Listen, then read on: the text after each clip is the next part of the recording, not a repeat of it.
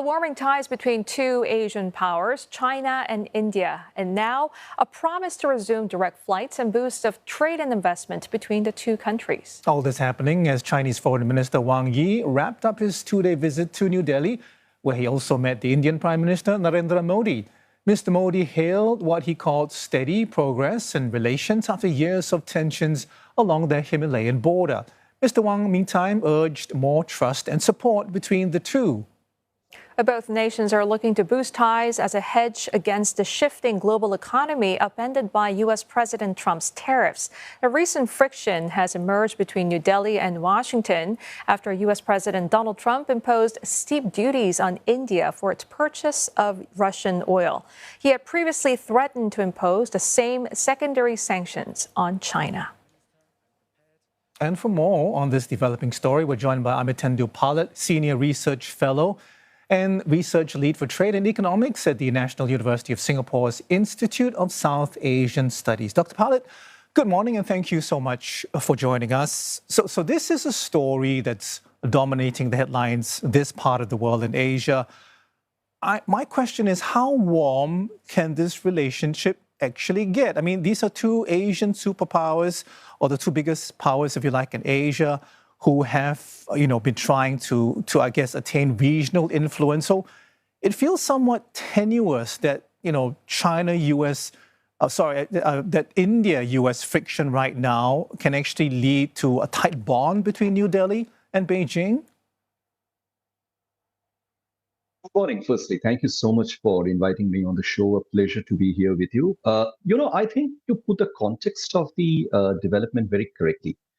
China and India continue to have certain areas of fairly strong disagreements between them. And we are just 5 years down the line from one of the worst military conflicts the two countries had in 2020 in the high Himalayas. After that, a lot of water has flown down the river. Both countries have tried to go back to normalcy, to the situation that existed before 2020. Today, what we see is something what I can describe as a structure of engagement that is emerging between the two countries in terms of the need to maintain normalcy in various areas of their relationship. And that is not just economics, but also other areas of civil and diplomatic cooperation, enhancing people-to-people connectivity between the countries. And yes, there is no doubt about the fact that the current estrangement, if one can describe it that way, between India and the United States, and particularly the fact that India has been slapped with one of the highest stacked rates of tariff among all US trade partners. I think other than Brazil, no other country right now has as much US tariffs as India has. That has provided an impetus to a country like India to look at the opportunities for diversification of its products. On the other hand, China is also engaged in trade talks with the US for a long time, but China is very much aware of the importance of reducing its dependence on the American market and looking to engage much more with other countries. So I think there is a mutual interest between the two countries in bringing their economic relationship closer, expand other areas of economic engagement, and make sure that whatever disagreements exist between them in other areas of their relationship does not affect the normalcy elsewhere. Okay, just looking into what's been agreed between the two sides. I mean, we are seeing some movement. They have agreed to resume direct flights, boost trade and investment. Just how meaningful are these steps really? And what would it take to see a genuine breakthrough? As you mentioned, there are still distrust and disagreements, especially and with this little progress made on the border issues. I think there is an interesting difference in the context that we see right now vis-a-vis what was there maybe 5 to 10 years earlier. Today, China and India are part of a coalition, a fairly active coalition like the BRICS and the BRICS Plus. And the BRICS Plus is actually wanting to take a number of constructive steps. They are working together. China and India can look to work within that framework. And as far as the resumption of normalcy in terms of better tourist visas, better people-to-people movement are concerned, I think all these are an expression of the fact that both countries are aware that what had stopped because of difficulties that existed at that point in time. But now they're prepared to move on from there. And these are all what one can broadly describe as confidence building measures between the two countries. What one can expect going forward from here is that both countries will want to look very closely at what are the areas in which their economic engagement can diversify. And I think in that respect, they would want to actually work within a coalition.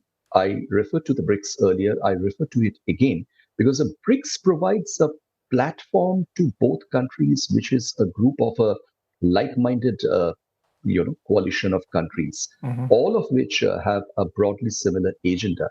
And that is actually an enabling condition for both countries. So I won't be surprised if India and China, during the meetings that are coming up on the occasion of Prime Minister Modi's visit to China, which is happening after 7 years, I won't be surprised if India and China decide on measures which later on they would plan to extend within the broader coalition of the BRICS group of countries as well. Dr. Palit, I want to ask you, about the impact of India-US relations right now. I mean, is it clear whether the US has an Indian policy at this time? We know that Joe Biden, tried to improve ties as a counter to China. So my question is, what if Narendra Modi wakes up this morning and finds that Donald Trump has suddenly become all warm and fuzzy again? I think it is pretty much conscious of that possibility. In the Trump world, everything is possible. I mean, minutes go for different outcomes. But I think in India's case, what has been a little disappointing is that India considers itself to have actually reciprocated with President Trump on a number of occasions. India was one of the earliest countries to start negotiating a free trade agreement with Donald Trump. And unfortunately, in spite of the American establishment being very clear about why India has been buying Russian oil, in fact, if you recall, a couple of years ago, the American High Commissioner to India itself had commented that unless India had bought Russian oil, there would have been enormous volatility in the global crude oil market. And with the US being fully aware of why India has been buying Russian oil, President Trump still decided to go ahead and impose these penalties and single out India for that action. That is something which has been, I think, disappointing for India. Having said that, India has not retaliated in any objective sense of the term while expressing its disappointment. So I think it leaves the room open for further negotiations. It clearly leaves the room open for more reconsiderations on part of the United States.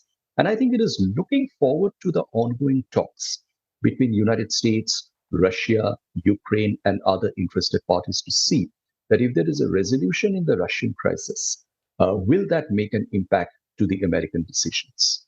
Doctor, still underlying all of this are the military tensions that haven't gone away. China continues to send weapons to Pakistan. And when it comes to border issues and security concerns, can both sides really trust each other at this point? I would say the trust deficit continues to remain there. And the trust deficit is not going to be something which is going to be very easy, to withdraw out of, because India-China relations are peculiar in the sense of they are having a very unique history. Apart from the border issue is part of that history. But there are also other factors involved which have shaped that history. And the contemporary reality of the China-India relationship is that both are large economies.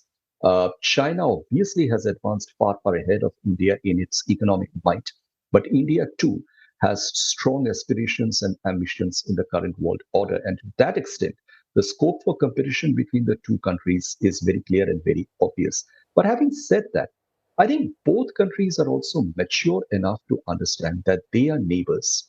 They cannot change the geography and they cannot alter the history. But what they can certainly do is look forward to the future to make sure that their own areas of historical and geographical asymmetries do not impact the possibility of their working together for mutual benefit.